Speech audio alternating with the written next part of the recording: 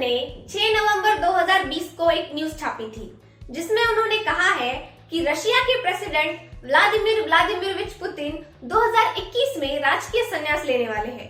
The सन ने ये खबर मॉस्को के पॉलिटिकल साइंटिस्ट और प्रोफेसर वैलेरी सोलोवेई को कोट करके लिखा है और कहा है कि पुतिन को पार्किंसन नाम का डिसीज हुआ है।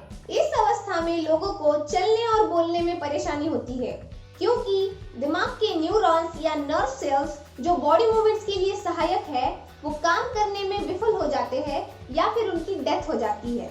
इसी कारण दिमाग में तैयार हो रहे डोपामाइन नाम के केमिकल की मात्रा में लक्षणीय गिरावट आती है, जिस वजह से नींद न आना, थकान आना, मेमोरी डिफिकल्टीज और डिप्रेशन जैसी समस्याएं होती है। पार्किंसंस डिसीज वाले लोगों में उनकी सेंट्रल नर्वस सिस्टम का कंट्रोल कमजोर हुआ होता है, इसीलिए उनके हाथ, बाहें, पांव और सर थर-थर कांपते रहता है। शरीर में कठिनता या स्टिफनेस आने के कारण बॉडी मूवमेंट स्लो हो जाते हैं, बैलेंस और कोऑर्डिनेशन लूज होता है, इसलिए गिरने के चांसेस भी होते हैं। लेकिन इस बात में कितना दम है और क्या सच में 2021 में पुतिन अपना पद छोड़ देंगे? इसका जवाब फिलहाल पुतिन के अलावा और कोई नहीं दे सकता। व्लादिमीर पुतिन एक रहस्यमय इंसान है। वो लंबे समय तक केजीबी के जासूस रह चुके हैं। पुतिन का जन्म 7 अक्टूबर 1952 को सोवियत यूनियन के लेनिनग्राड में हुआ था, जो कि आज के रशिया का सेंट पीटर्सबर्ग है। उन्होंने लेनिनग्राड स्टेट यूनिवर्सिटी से लॉ की पढ़ाई पूरी की है।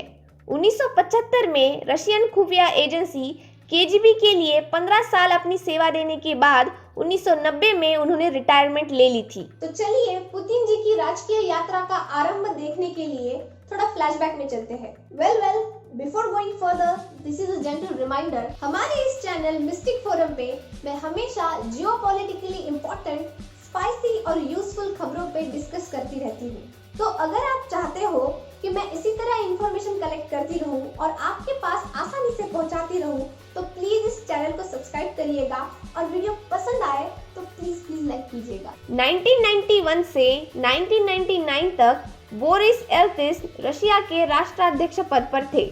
उसी समय जुलाई 1998 में बोरिस एल्त्सिन ने पुतिन को एफएसबी यानी फेडरल सिक्योरिटी सर्विसेज के संचालक पद पर नियुक्त किया था।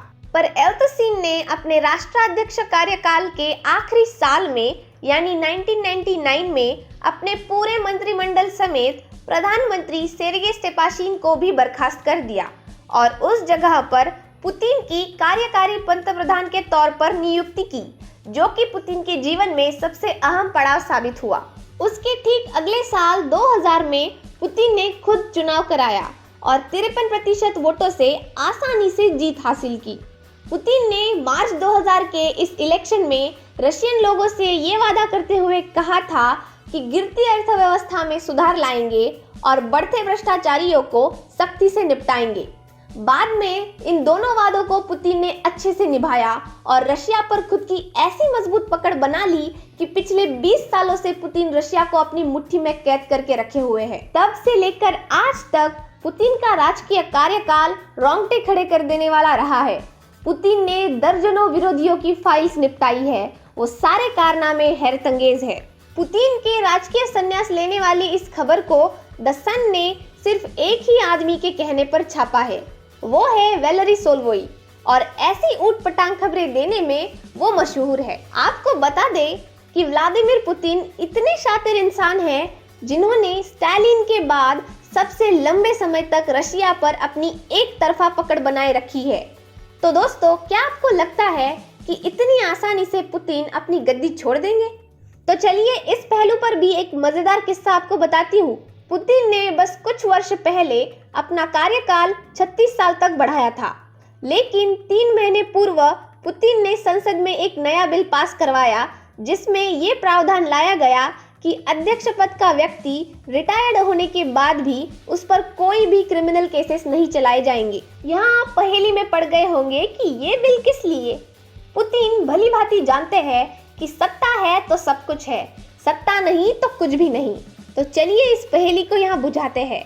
अपने लंबे कार्यकाल में पुतिन ने दर्जनों विरोधियों को देशों विदेशों में निपटाया है।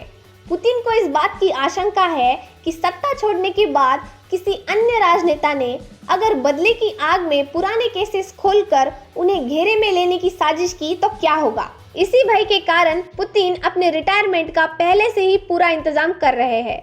लेकिन एक बात यहाँ कहनी है, द सन की छापी गई इस कॉपी के आधार पर पुतिन के राजकीय संन्यास लेने की न्यूज़ पर विश्वास करना थोड़ा मुश्किल है, क्योंकि वहां के पॉलिटिशियन क्रेमलिन ने इस बात का पूरी तरीके से खंडन किया है। रशिया जैसा शक्तिशाली देश जो कि अमेरिका का प्रतिद्वंद्वी है, जिसकी गद्दी संभालने के लिए पुतिन के हटने के बाद होड़ नहीं मच सकती, इसकी क्या गारंटी है?